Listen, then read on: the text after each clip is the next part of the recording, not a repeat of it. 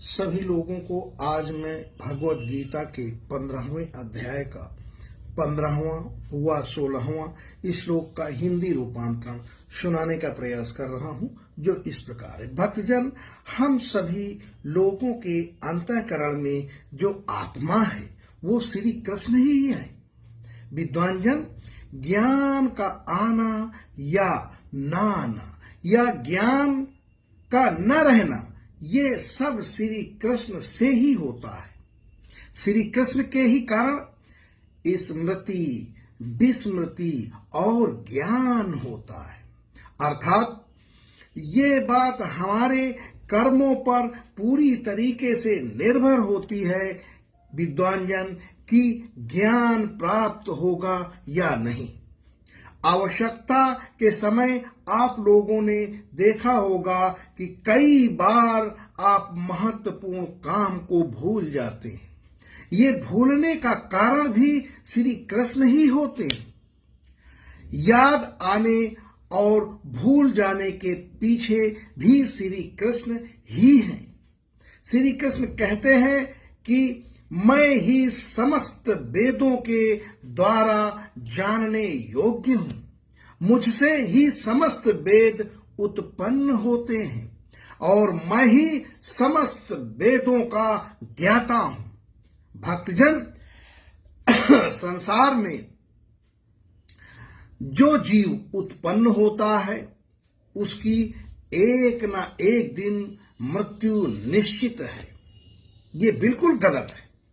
इस दुनिया में दो प्रकार के जीव या प्राणी होते हैं। पहले तो नाशवान अथवा देह में क्षर या क्षर कहते हैं, एवं दूसरे अविनाशी अर्थात अक्षर।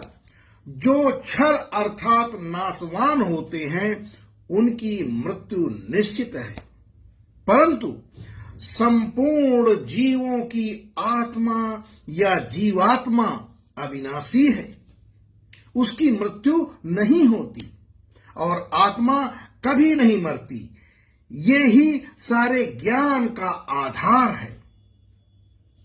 इसके और आगे श्री कृष्ण का बाकी का ज्ञान बढ़ना शुरू होता है। विद्वानजन, इसी बात को सभी को समझना होगा। विद्वानजन की आत्मा अमर है। उदाहरण मैं आपको दे रहा हूं। जैसे देखते होंगे जल में तरंगे निकला करती हैं। जैसे तरंग का जल होता है, तरंगों से नीचे का गंभीर जल दोनों जल ही हैं, परंतु तरंग का जल कुछ समय बाद नष्ट हो जाता है और शांत जल स्थायी है। ऐसे ही देहों में नाम, कल्लो, मटल्लो, शिव सिंह आदि अहंकार युक्त पुरुष नाशवान है, परंतु शुद्ध स्वभाव में स्थित आत्मा अमर है, अविनाशी है और उसी ब्रह्म का अंश है। जिस दिन ब्रह्म में मिलेगी तभी भक्तजन आपको मुक्ति मिलेगी, वरना कतई नहीं मिलेगी। इसी के साथ भक्तजन, विद्वानजन, महात्माजन भगवत गीता के 15वें अध्याय का 15वां व 16वां श्लोक का हिंदी रूपांतरण संपन्न हुआ। सभी इष्ट मित्रों एवं बुजुर्गों को मेरा सत सत नमन। जय श्री राधे कृष्णा।